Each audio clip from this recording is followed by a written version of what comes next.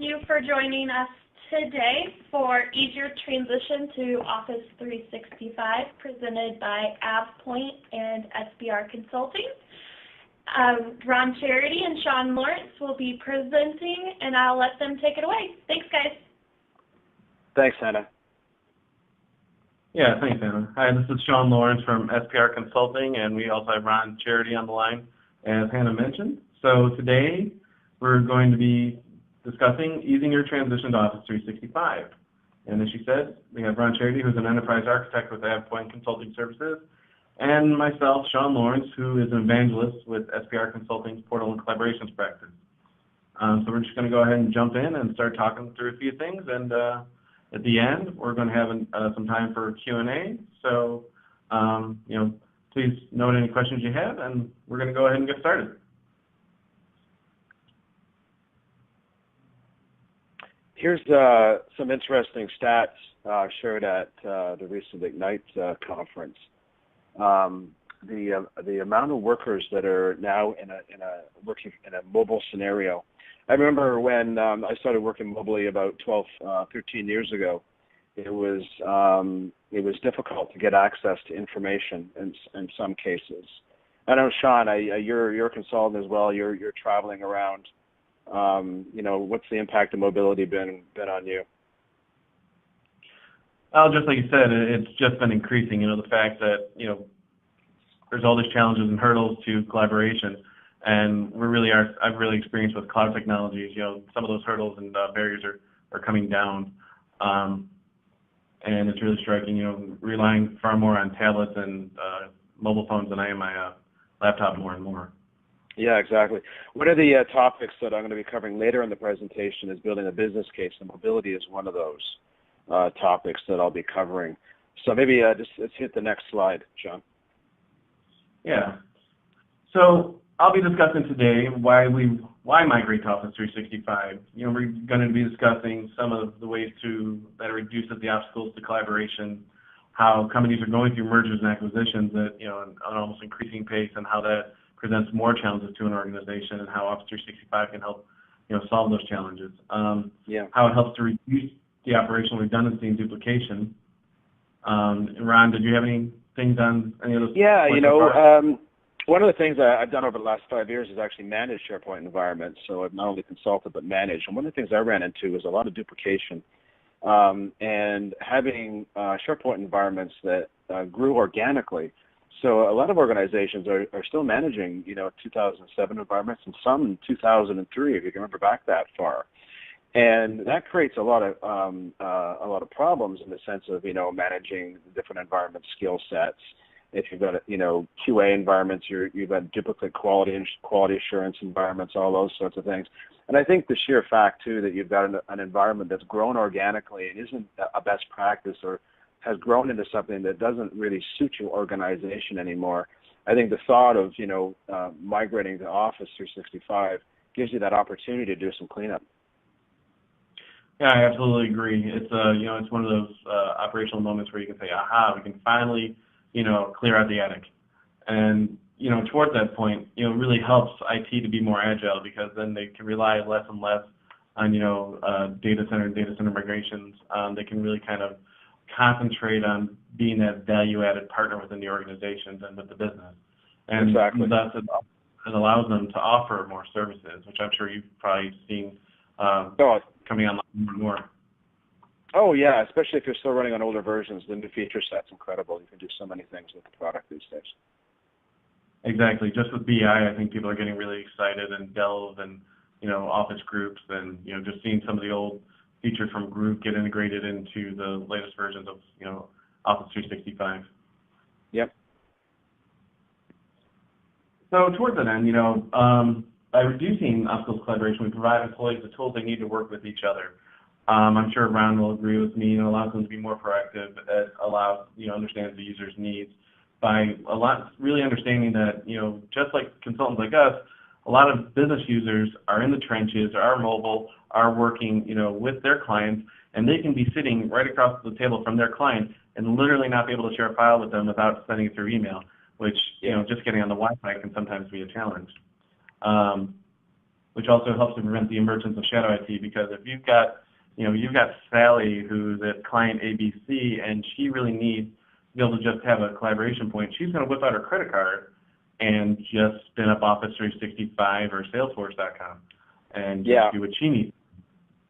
Exactly. You know what I ran into a lot of was this wall between the business and IT. IT in one way wants to involve the business, but then the business saying, I don't want to be involved because I don't have time, or maybe they really want to be involved. It really depends on the culture within the organization. But to really understand what the business requires, you really need a sense of their roadmap. You really need to understand what they're trying to do. And in a lot of cases, organizations are moving away from file shares, and then with the wall between IT and the business, the lack of understanding, for lack of better words, the lack of communication, shadow IT has become more prevalent. Things like Dropbox and that sort of thing. So even with organizations that can sort of lock down the laptop, there's always the home laptop that people have, and what they're doing behind the scenes without any kind of governance and control. Yeah, exactly, and that's a great segue to our point about it helps to ensure proper security and compliance, because oftentimes people just don't feel like they have any skin in the game. They don't understand that if these things aren't locked down, it can really represent a security breach, and we want to do what we can to not make them have to think these things through too hard, because they need to be concentrating on their business at hand. Yeah. And again, that business at hand is collaborating with their clients and with their channel partners. So why it's so important that we help support a more mobile and global workforce. All right. So we talked a little about mergers and acquisitions, and as Ron touched on, we could also call this organic growth or a variety of other things. We like to just touch on M&A at SPR, because it talks about a specific business case. You can talk about organic growth a lot, and it's a really valid point. But M&A represents, I think, a really interesting one, because it is a growth model for a lot of companies, and they start seeing things like increased risk, increasing the organization's application portfolio, licensing. It increases commercial risk. I guess Ron, I'm sure you've seen a ton of this with from a product management perspective, service management perspective, when you have all these different versions of SharePoint or other collaboration tools you may be moving away from, the commercial risk is all the licensing and the ongoing management. So 2007 SharePoint has been in extended support now for several years. That means the software is aging, and there's no way to get updates without paying for updates. So Microsoft's really detailed their support around that, but there's definitely the aspect of risk when managing multiple platforms and aging software.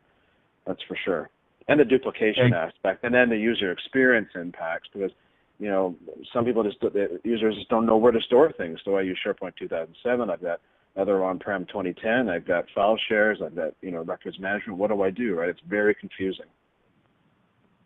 Absolutely, and I think through the commoditization of SharePoint and Exchange, it really allows organizations not to have to worry about these sort of migration tasks. And we're certainly not going to say it's going to be perfect that right now or anywhere in the future. There's going to be changes where this site will act as this functional level of Office 365. This one will act like this, but it really does commoditize the overall overhead of it and allows Microsoft to do some of the heavy lifting in a more best practices approach. And then it reduces that duplication of roles, and those roles can either be the people or the systems. Like Ron said, it could be you have I still see 2003 popping up, which I just find astonishing. We're talking a 12-year-old platform that hasn't been integrated. Yeah, I remember that product. Yep. And it does. People. I don't know how many times I've heard from people like it's just one more thing. Like I have to go to this SharePoint, I have to go to that SharePoint, I have to go to Lotus Notes, I have to go to this. So by rationalizing your approach to Office 365, you're reducing this cognitive load for your end users, which improves the end user experience. Yeah, I like that saying, cognitive load. I'm going to steal that one from you.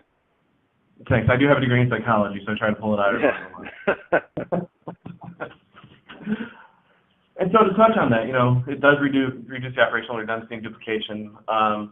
As Ron said earlier, it does provide the opportunity to simplify, merge, and retire, various points of content silos, whether they're portals, whether it's like collections and sites, whether they're content And again, yeah, they can be entire farms. You can have, or multiple farms. You can have things in a 2003 farm, a 2007 farm, a 2010 farm, and you start talking about rolling up 2013 with the best intentions that, okay, this time we're really going to do it.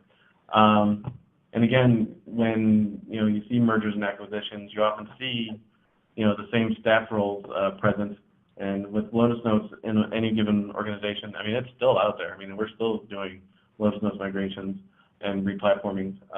It just provides the opportunity to right-size your organization and right-size the approach to collaboration. Exactly. Yep. And again, reduces the number of farms across the nation or globe. And sometimes people may, there's still going to be needs. Oftentimes, we're going to talk a bit about a hybrid model, but there may be times where it's like, okay, we just need to get everything. If we're talking about a massive, global enterprise, they may want to just get everything into a North America farm, your EMEA farm, your APAC, your LATAM farms, and say, okay, this is where all the sensitive stuff is going to go. But for the daily, active stuff, we're going to use Office 365 as our entry point. And that's a great way to approach it. We're going to discuss that a little bit later. Yeah, one of the key points you hit on here was, an aspect of knowledge management, having a central trusted repository and building knowledge leverage, and that's another, key area for business case aspect there. So, absolutely.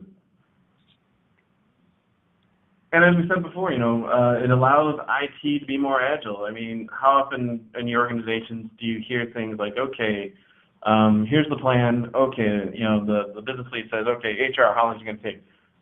6 weeks. Okay, finance, how long is it going to take? 3 months. Okay, IT, how long do you need? 12 months, maybe 15, probably 18 months. And everyone in the room just kind of, their eyes just glaze over. Exactly. And, the thing I learned quite a bit over the last 5 years, I have a lot of respect for the SharePoint and SQL admins out there. If you look at IT departments these days, it's difficult to stay up to date. The pace of technology change, the business roadmap, it's difficult to keep up with business demand. And I think part of the business case for Office is that you can move away from managing service packs and updates and customizations and focus more on features and productivity and enabling the business and aligning with the roadmap. You don't have service packs and updates dragging you behind. So, exactly. And I think with 2016, we're seeing inline patching, which is going to be much of relieve so much load on some of the admins, SQL and exactly. It's going to be great. And we're seeing we're still seeing things within the data center itself that are also being leveraged in Azure, which is obviously powering Office 365 through virtualization and containerization. You're seeing Dockerization of applications as well. So we'll talk a little bit more about the app model later on, and that's where this will really become a driving force.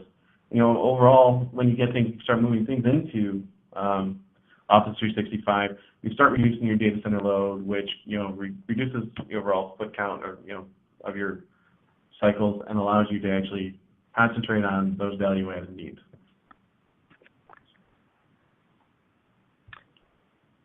So as promised, we talked a bit about mobility being part of the business case, and one of the biggest things I learned over the last 5 years managing environments and then the 20-odd years of consulting was that the stakeholder alignment, the executive sponsorship.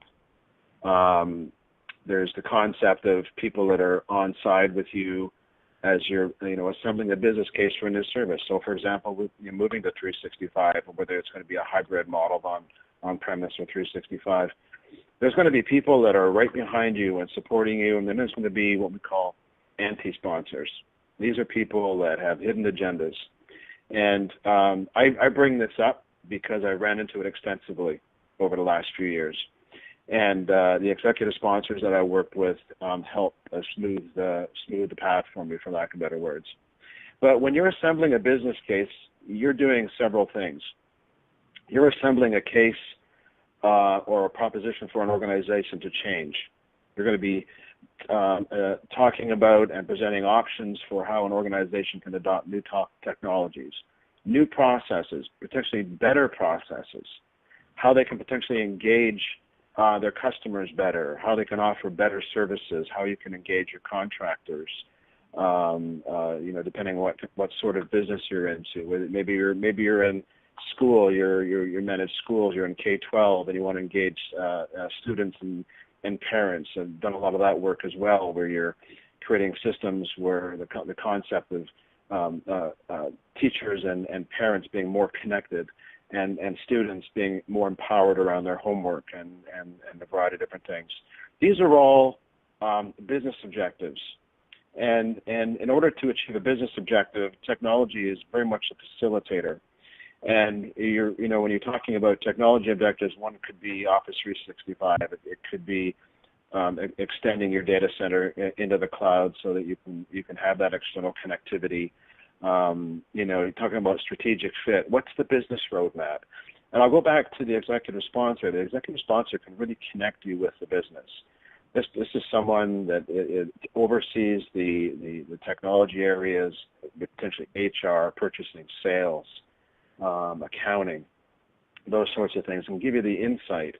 It doesn't replace direct interaction with these business units to understand their roadmaps and what they're trying to accomplish, and potentially how technologies can enable them. But it helps. That executive sponsor helps you get started. From there, the connecting points to the business, such as people in accounting or HR or sales, those relationships can be built, and you can better understand strategic fit. And what I've noticed a lot in my consulting, for a variety of reasons, not the default of IT or the business, but the disconnect, the lack of teamwork. And I think it's potentially related to terminologies and acumen in both areas. From the business perspective, people think of the easy button. From the technology perspective, it's I don't understand what the business wants. It changes. I can't understand it and apply it. So it's that dialogue, that communication. Looking at options and risk benefit. So once you know the business objectives, the technology objectives, and maybe the constraints and strategic fit, you can then analyze each option. Look at the risks. So with 365, for example, if you're migrating a 2007 environment, there's risks around large lists, for example. There's risks around data, right? There could be smoking guns in there. There could be compliance issues, right? But so some of the benefits are that you get a chance to do some cleanup. Other benefits could be that there's features that will enable you to deliver on the business roadmap and objectives, that sort of thing. And obviously too, what the key success factors are. So it could be alignment with the business roadmap, delivering services faster and sooner, more secure environment, more adaptive, less reactive, more focused on value, that sort of thing. So when you start thinking about the team, it's the stakeholders. It could be people from the different lines of business, HR, purchasing, sales. It could be people from IT. It could be SharePoint people, SQL, infrastructure, operations, third parties if you're outsourced, that sort of thing. If you have outsourcing in your organization, it's very important to get them involved and get their advice and ideas. And also think about the impacts to outsourcing contracts. I ran into that a lot when looking at the operational aspects of SharePoint because the responsibilities were often handed off to outsourcing providers and then handed back, and there's touch points and there's workload changes to contracts. We're going to be sensitive of that. Can I have the next slide? So as I mentioned, leverage your executive sponsor. Really rely on them for insight to break down the political barriers. Workshop with the business. If you're not sure what the business does, if you do some research on the organization, learn how they talk. Think about being a business analyst. Learn how they speak. Learn their lingo. Learn about what's important to them, what it's like. There's a book called Goal-Based Task Analysis, and I forget the name of the authors. And what they do is they use disciplines and practices to actually learn how the business or people work and how the technology could impact their work environment and also their work processes. And what you're doing is you're modeling their work. So think of it in a perfect world, what you do is you do some work modeling of your potential business user. So what are they doing in the morning? what tools are they working with, who are they interacting with, where are they working? Are they in a Starbucks, are they in an office, an airport? Where are they midday? What are they doing? What are they doing at the end of the day? Right? Where are they working? So that's why the term, contextual goal-based analysis came out. It's actually a discipline used for product design and a variety of different things. If you're interested in that book, by all means, let me know, or you can go to my blog site, just search on Ron Charity. So workshop with the businesses and make sure you have that dialogue and, that relationship. Sean, did you want to add anything? Yeah, no, I completely agree. Understanding and aligning that roadmap with the business is key because, it represents that you know what their pain points are, represents that, you're going to align with their timelines. It demonstrates that IT is listening. Exactly. So next slide. So, some examples of business drivers. We talked about mobility. I've been working mobile for years. It took a bit of time to get used to.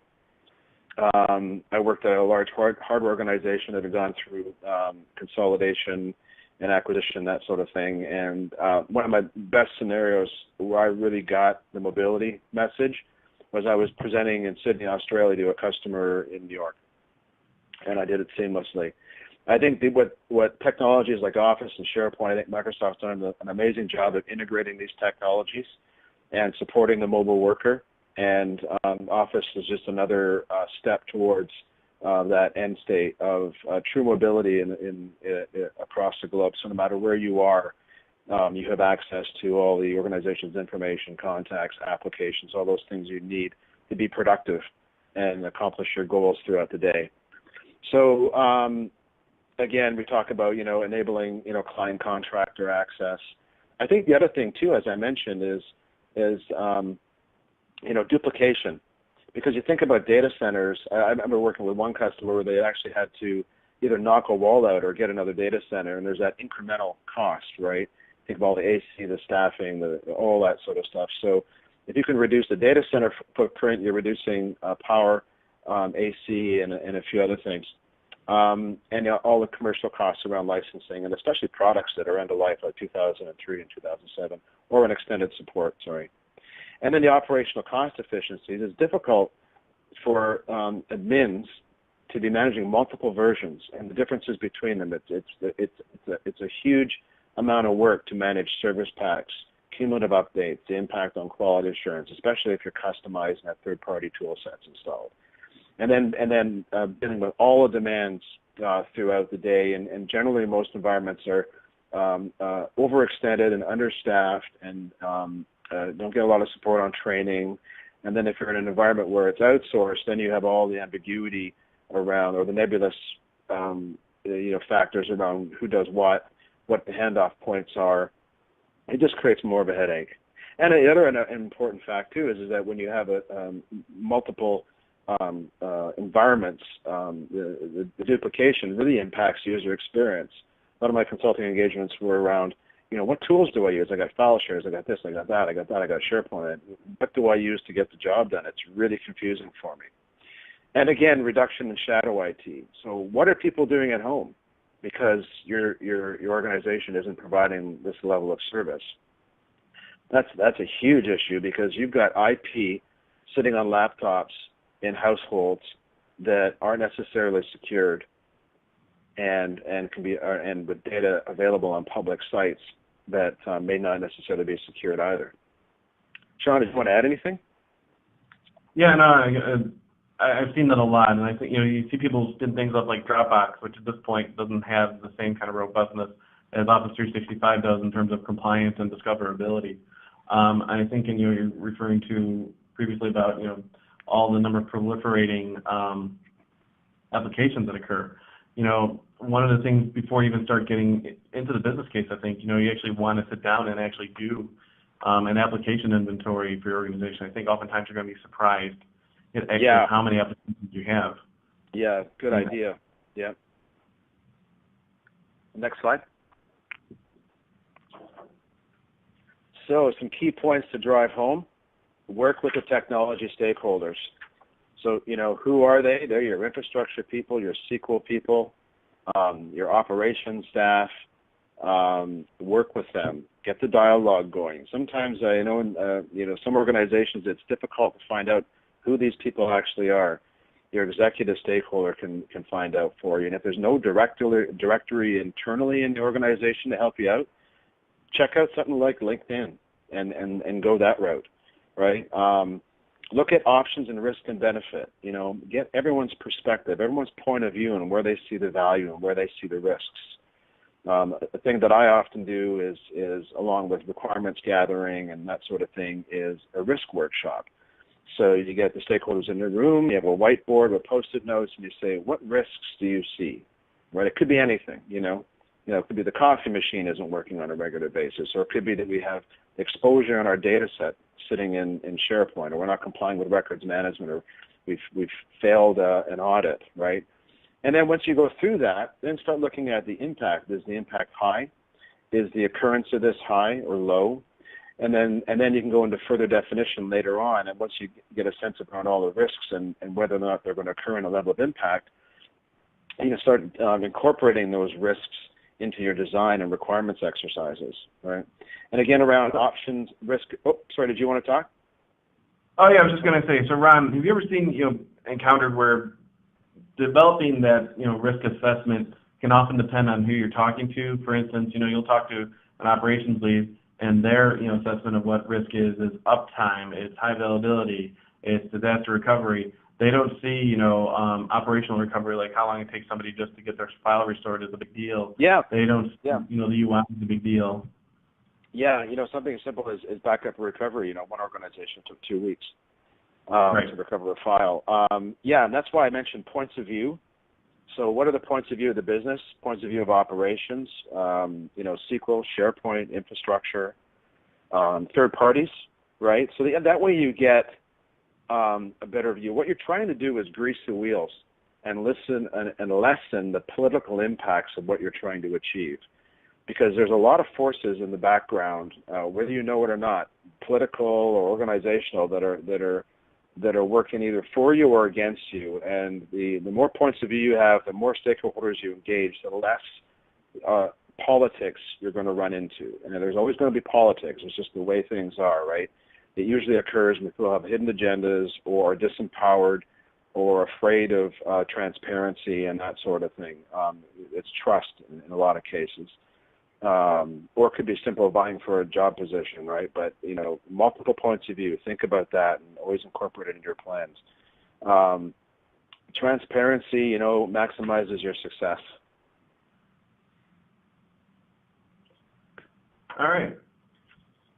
I think those are some really great points. And I know that I've seen, cases where people just kind of tend to hoard things, where they're like, no, this is my silo, this is my area of expertise, and only I control it. They're not necessarily willing to help. And you have to, it becomes a real art and skill to be able to understand those people and really tease them into the process and convey to them how this actually helps them out. So right now we're going to start discussing migrating using a hybrid approach, because let's face it, Office 365 can be a big deal. It can be a big change. Sometimes there's going to be operational barriers to how you even can get into the cloud. There may be cases for either compliance reasons, for legacy reasons, customizations, things, you just can't do this in Office 365 yet. So we're just going to kind of go through and discuss how you can leverage, a hybrid approach so that you can start getting Office 365 while retaining, the current state of affairs. So the things we want to talk about are some of the collaboration components.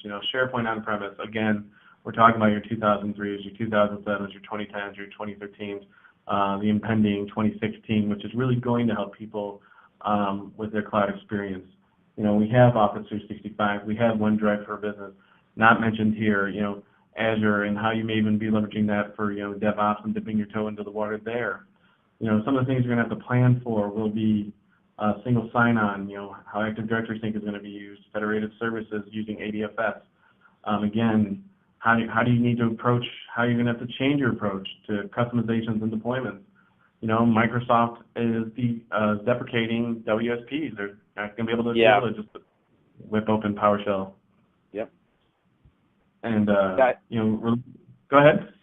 No, I was going to say that's a good point because you know any customizations of third-party tools that you're running on your environment, you're going to have to do an inventory of those. I'm going to talk a bit about that later, but that's a really good point. Yeah, oh yeah, and I actually just went through one of those inventories, and they can be really interesting because that's where you really start getting down into the personalities and the ownership because you'll have one developer who I've maintained all these for years now, and I know how I'm doing this, and I don't want to do it a different way. And you have to understand whether that's their own personal sense of ownership around this, or if that's really there's a technical hurdle here. So or their job, right? Or their job. Yeah, and that's really the core of it for them. And so but you have to understand. That the key here is letting them understand. Look, you're going to learn some new things. There's going to be the add-in model is really exciting and interesting. It leverages things like CSOM and MVC. I know we're doing some pretty interesting projects here leveraging all of those things. We're using provider-hosted apps, which is not that prevalent in the marketplace where people are using more of the SharePoint-hosted apps. So it's some pretty exciting opportunities in being able to ensure your developers and architects that, look, this is going to help you grow as a professional. That's going to be huge. And so here we're just kind of recapitulating what a typical high-level architecture of this kind of solution would look like, where you still have your on-site data centers and your headquarters and what a typical office might look like and how you're going to have your DCs and your gateways, your firewalls, have either DirSync or Active Directory Sync set up, and defining how that all kind of the centrality of the mobile workforce as we have represented here and how all these things play into that. So a big point in using a hybrid approach, again, we talked about earlier, where does stuff go? So you really want to work on rationalizing your content distribution to ensure that your information and content is going to be properly accessible, segmented, and we don't list it out here, but specifically governed and legal compliance and security are big concern here. We talked a lot about providing a more consistent end user experience. For on-premise, things you may want to put there will be the more sensitive things, the more localized content, where, does it really make sense to put the HR guidelines for your North American people in the cloud, or does it make more sense to be on the local intranet? Your legacy integrations, where you do find, like, look, this really has become a line of business application. We just don't have the budget, the capabilities, the business appetite to migrate that or recontextualize or replatform it to the added model at this point, and thus that will have to remain on-prem. Things that you may want to put in Office 365, that entry-level portal, that your global portal, let's call it, more of the operational content that's more generalized to the business. You may want to have your general operational guidelines, your benefits documents, things of that nature. It'd be a great place to start dipping the toes in the water with Power BI. Executives, and this is a great way to help to build that business case as Ron was talking about and get that buy-in. They're saying, look at the really cool things we can do with Power BI and how we can represent some business insights in a really quick and easy way. And really starting to leverage cloud integrations. I know we do some work here with SAP integrations using the add-in model. It's really exciting stuff. Because it's not just Microsoft who's moved into the cloud. Obviously, a variety of other organizations, and not everybody's using all the same tools, and you still need to be able to integrate those things. And then there's OneDrive for Business. Again, as Ron had said, file shares are going away. People are moving more and more towards things like user shares, leveraging OneDrive for Business, and that's typically where people put their their home drive and their non-critical content or their working content. And again, this is a better way of siloing this information so that you can better govern it. Do you have anything to add here, Ron? No, you're good. Great. So we've talked a lot about that, the customizations and deployment. The add-in model is new, previously known as the app model.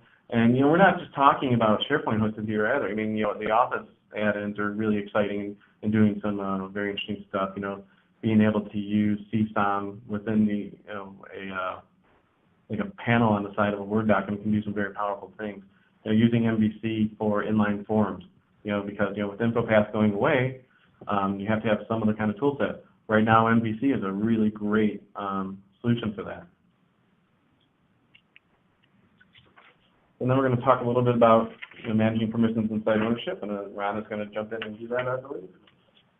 Great, thanks, Sean. Next slide. So managing permissions. A while back I was preparing for an audit, and it was interesting to get an auditor's perspective on SharePoint. For those of you that work in a compliance-related industry, banking or pharma or health, site permissions are viewed as one of the biggest security gaps and problems with SharePoint environments, along with the organic growth and the inability to manage those areas out of the box without specific tools. But managing permissions really occurs before the migration. And when I talk about permissions in the sense of this, right? So in some cases you may have compliance-related issues or compliance-related requirements such as GLBA around protecting data.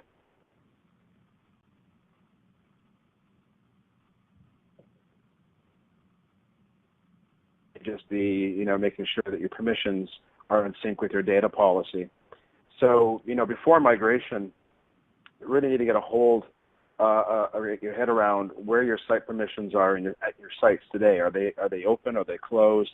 Do you have open permissions or people in sites that shouldn't be there today? Maybe it's contractors that are no longer with the company, but they can still log in.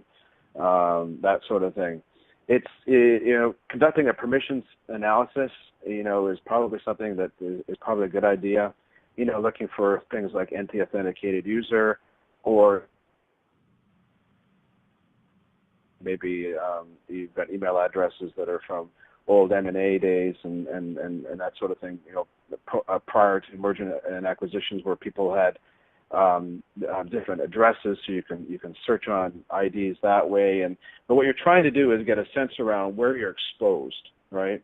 So you're going through that sort of analysis. And in order to know what you need to be analyzing, you need to understand your organization's data and security policy. So in some cases, the data and security policy is very specific. In some cases, it's very nebulous and it's open to interpretation. So a best practice help you translate that, and generally the best cases I've seen is where you've got someone that's very familiar with your security model for your applications and data, and they know a bit about the apps such as SharePoint and can translate the requirements to you. So often you see minimum rights provided, minimize the use of like open sites, that sort of thing. Also note that some migration tools won't migrate metadata and permissions, or some approaches won't migrate that using Explorer to do bulk copies and that sort of thing. There's a lot of history around the security permissions in sites, and they're there for a reason, or there could be exposure areas for you around security. So the real message here is that you really need to understand your data policy, security policy.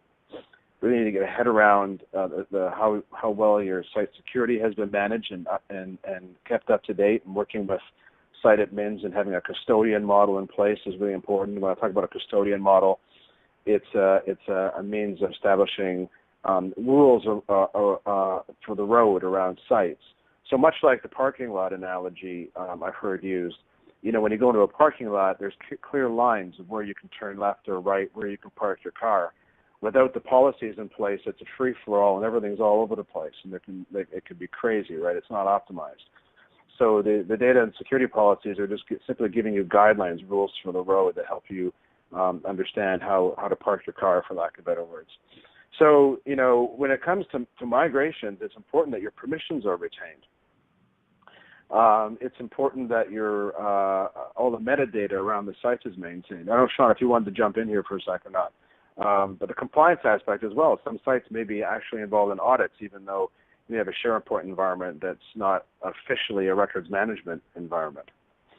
And I can talk to that too, because I just went through a Office 365 migration with a company who kind of did things a little differently. They moved SharePoint before they moved Exchange. One of the implications of that was that they really didn't go through and study their distribution list, their security groups, the manner in which user accounts were maintained. So when we did go and do the SharePoint migration, we found that, security groups didn't work the way we expected them to. User groups weren't given the correct rights. They didn't bother to think about how, things like domain user groups, built-in Active Directory groups are going to be recontextualized. So we had to do a lot of that on the fly. Yeah. Okay, next slide. What I learned about managing a SharePoint environment was automation is your friend. Automation is your best friend. When you think about the number of sites that admins and organizations have to manage ongoing, and as the service grows and is fully adopted, the only way you can keep up with managing permissions is through use of automation and tool sets. And what these tools do is they actually go through and they scan, permissions, and make sure that they are what they are. If you've ever been through an audit, an auditor will say, "Prove to me that your security is the way it is. Prove to me your configuration is the way it is. Show me your control plan," which would consist of staffing, process, policy, and tool sets to make sure you can enforce your security policy. So you'd have a control plan for your security policy, for example. There's no way FTEs or full-time people can keep up with the level of growth in a SharePoint environment when you start getting into thousands of sites and multiple contents. The only way to do it is through automation, through policy enforcement, and that sort of thing, so that it's automated and it alerts you and it reports on it for you, especially if you're involved in audits and that sort of thing. And then knowing your security model if you've got compliance-related requirements such as GLBA, open sites, regulated users. In some cases, I've worked in oil and gas. You've got to have separate farms. So all these different things come into play, and depending, where you're working and the environments you're working in, the level of compliance you've got to deal with, managing permissions can be, extremely difficult. But having that security person that can help translate that for you will definitely help. Anything on your end, Sean? Yeah. I was going to say, no, I completely agree. It's always good to have somebody who has a security mind to help you walk through this, because otherwise, you may have a best bet at it and not quite hit the mark, and that can open up a lot of, holes and gaps. Yeah. Okay, next slide. Yep. Yep, this next one. Next one.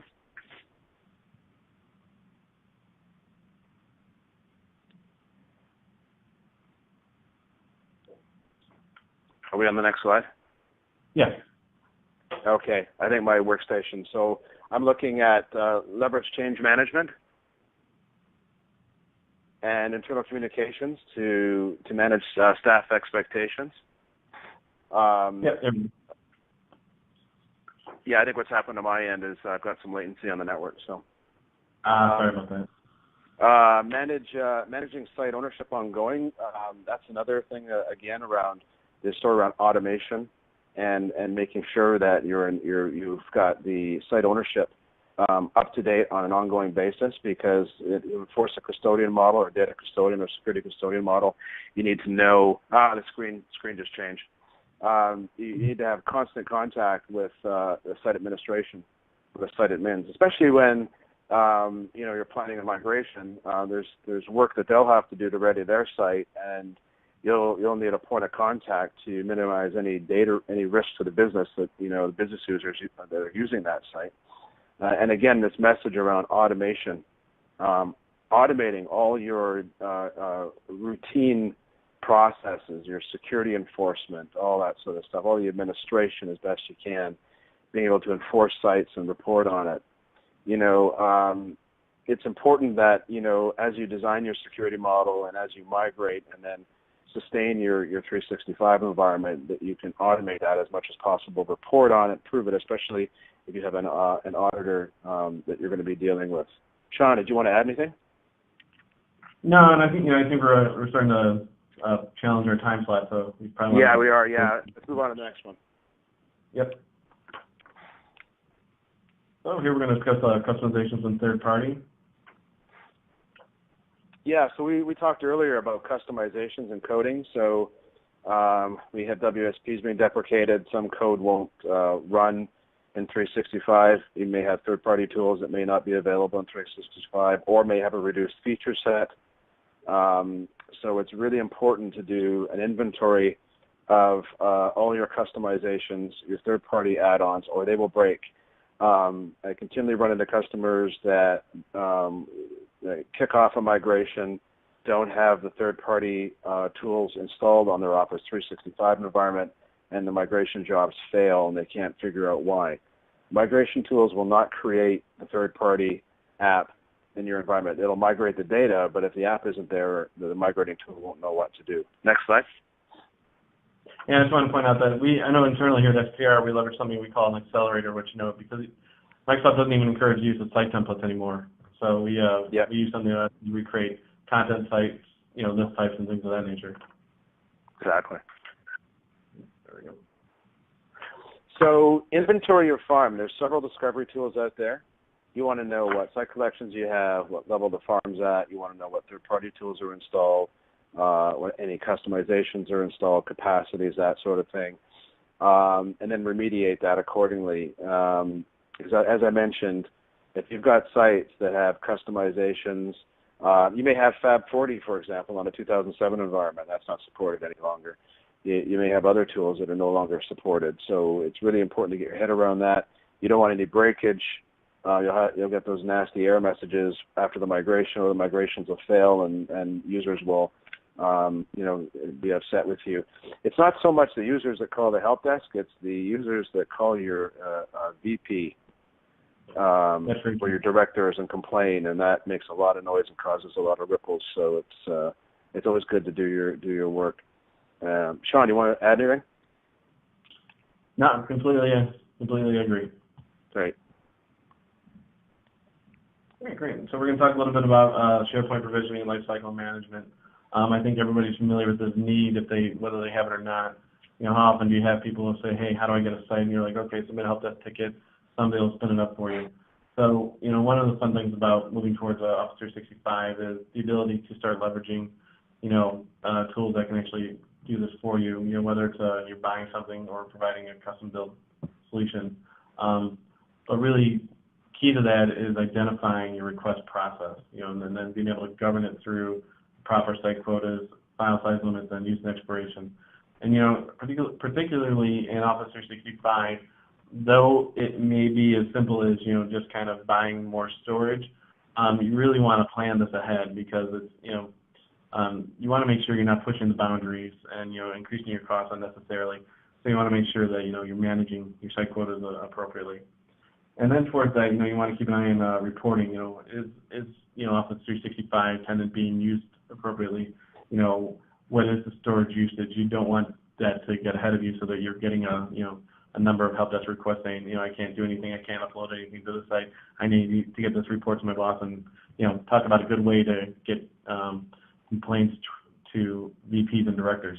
And overall, you want to make sure, especially in a hybrid environment, that your local farms or the health is being maintained and monitored, so that they don't go out of sync with Office 365, because somebody could click on something in your cloud portal that could take them to a localized site, and if it's down, it breaks the user experience.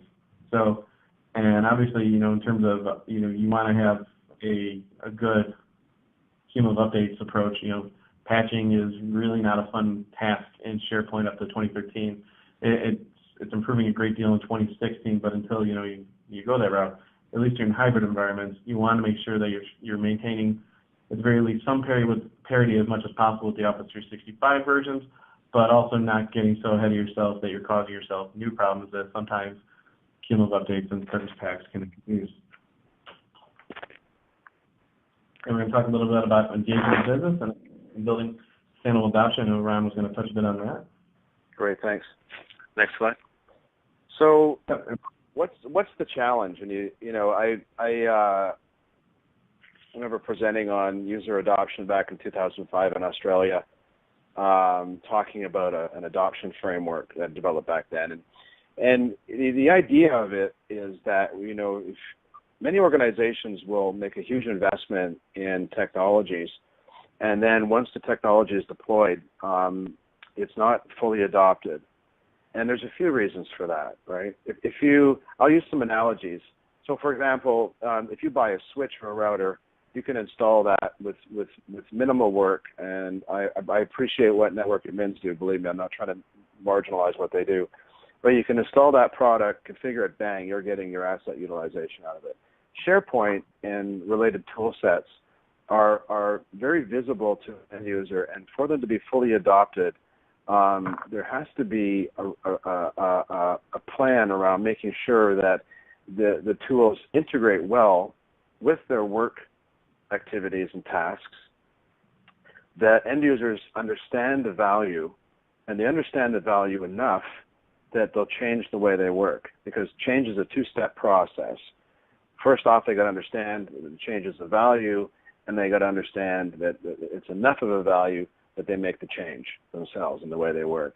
And examples of this are why you still see things like file shares out there, even though companies have SharePoint or some other collaboration tool, right?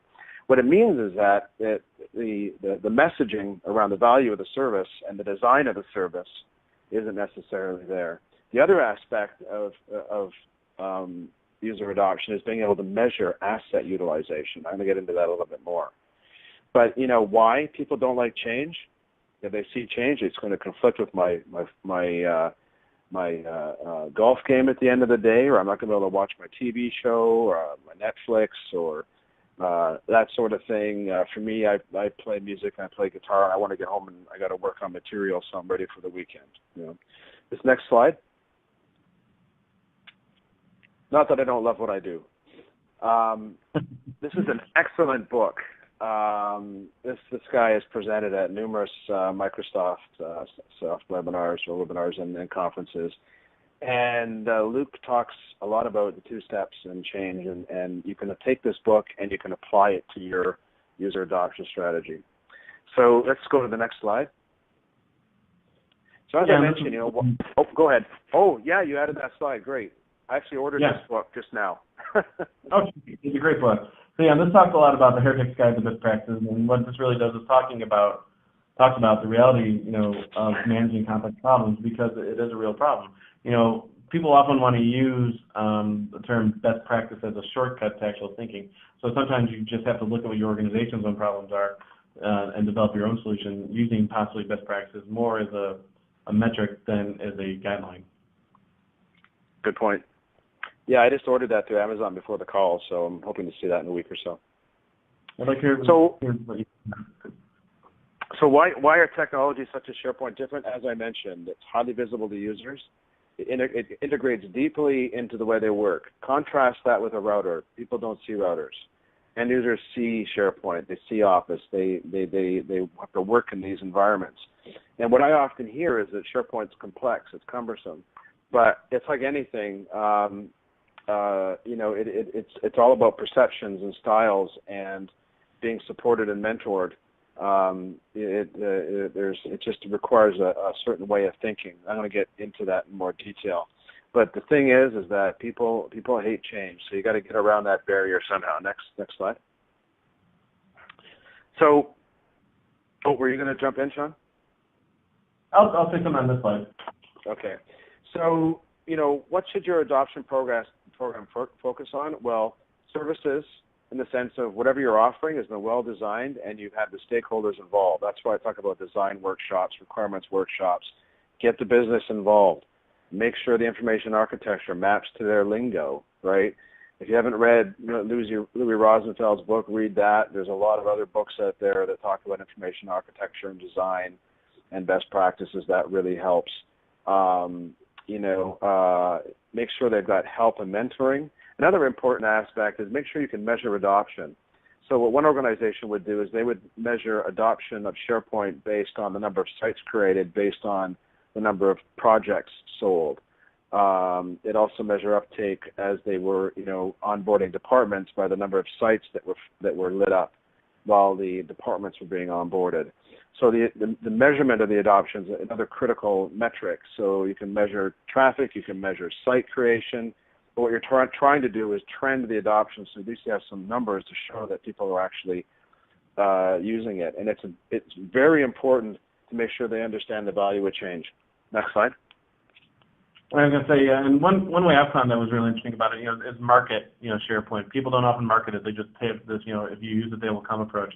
We're going to put it up. We're going to set it up as the company intranet. People are going to have to use it. They're going to want to use it, and that's often a recipe for, for the very best, a mild adoption rate. So really, I suggest, getting marketing its functionalities, marketing its features, telling you what they can actually do for them from a business perspective, and put things out there like, these self-service sites that can actually help people work through it and discover it and help each other out.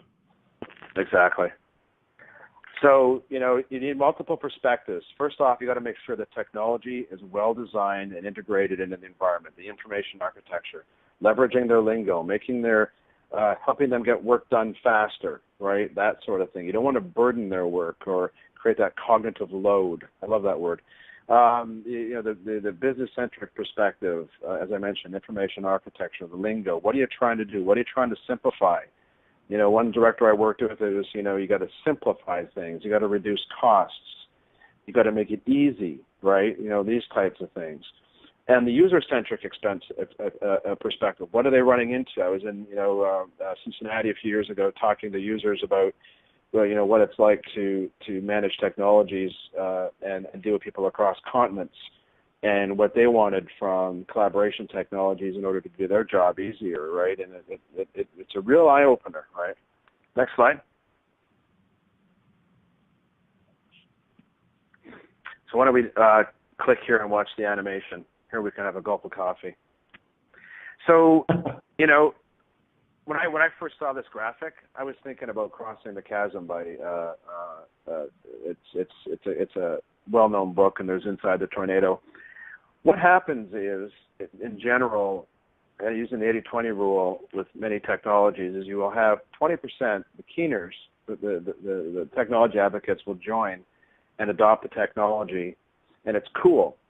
And there's the other 80% that don't see the value in it, don't like change, haven't been reached, haven't heard the message, or haven't been involved. And what that can do is that can lead to a launch where the keeners jump on, then it becomes no longer cool. The other 80% haven't onboarded, and you get this dip in adoption, right?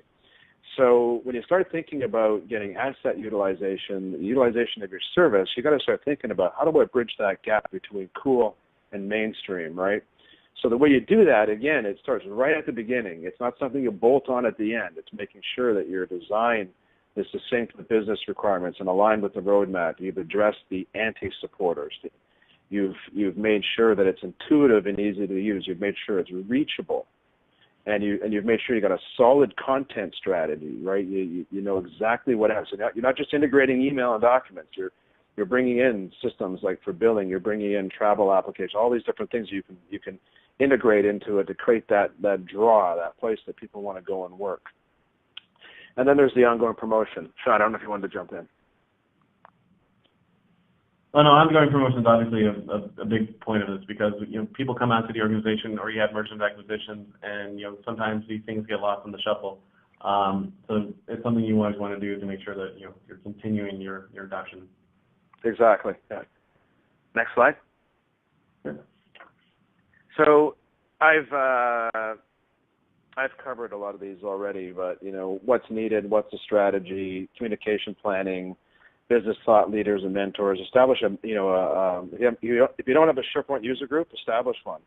Have business users on board. There's some great mechanisms for communication both ways. The network sharing, education, all that sort of stuff. The mentoring networks and the knowledge sharing networks can really help you out. They just help you establish that communication and get some real insights and feedback, which is sometimes great and sometimes not so good, but it gives you a reality check. Next slide. So what should you do? Executive sponsor, executive sponsor, executive sponsor. Engage the business. Engage the business, right? Have execute a communication plan, letting people know exactly what's going on, when, how you're going to help them, what they need to do, and by when. Make it very clear and concise. Work with your corporate communication team and your executive sponsor to refine that, and anyone else that you need to, right? get your mentoring and then support plan in place, right? How are you going to support these admins? I've run into everything when doing upgrades, everything from people that have just inherited sites because someone had passed away to it was thrown in their lap because of downsizing, and some just didn't know what to do. You're going to end up with scenarios where, you know, you've got a complex site, supports business processes, maybe even involved in audits, and it won't migrate, and you've got to rebuild it in another on your new environment, right? Case in point, 40. So, sorry, you want to jump in? Yeah, I got to say, I've seen instances and been, you know, part of the process where, you know, people don't even know who they have to go to. So it's key to you know, communicate who's the gatekeeper for SharePoint or for SharePoint site requests, because sometimes you'll go through this process, you know, and everything looks great on paper, but then when the rubber hits the road, you know, I was literally sitting a row over from somebody when I was consulting in a large insurance company, and I didn't know how I was going to get an environment. The woman literally sat in the next row over. She just happened to overhear me one day saying, I don't know how I'm going to do this. And she's like, oh, do you need a site? I said, yeah. And she's like, oh, that's me. Yeah, exactly. And it's really astonishing. So I think we're actually at Q&A time right now. I don't know if there's any questions. As you know, Sean and I are available. You can connect with us through LinkedIn or through our work emails. Here's some further reading and study for you. If you didn't attend Ignite, Bill Baer has a great presentation. You can go to Channel 9 and download that. Just search under Channel 9 Ignite 2015.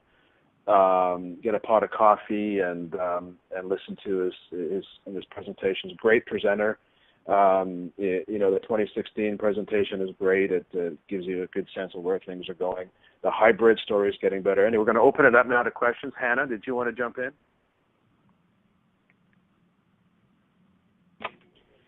Yeah, so the first one we have is, do you use the cloud today, I think it's how do you use the cloud today, productivity, storage?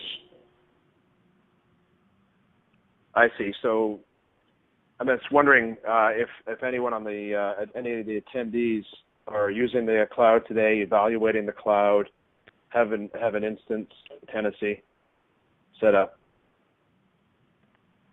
If anyone wants to jump in with any questions. And again, we're available for any kind of questions through email or LinkedIn or Twitter. You can reach us. And Hannah, I believe this is recorded as well. So if you want. Within a couple hours, the recording will be available via that exact same BrightTalk link.